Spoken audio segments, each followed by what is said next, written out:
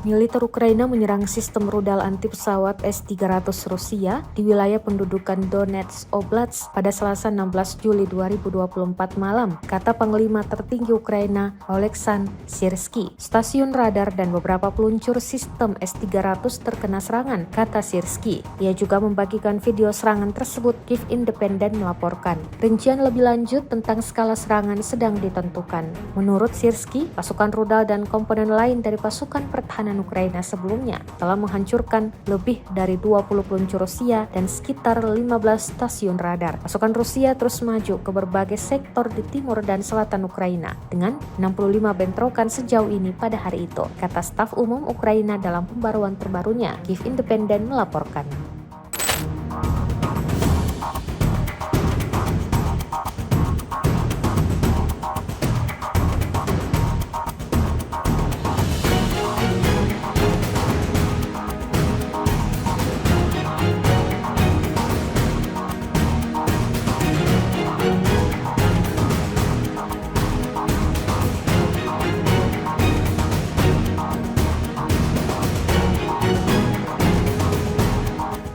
Download Tribun X sekarang, menghadirkan lokal menjadi Indonesia.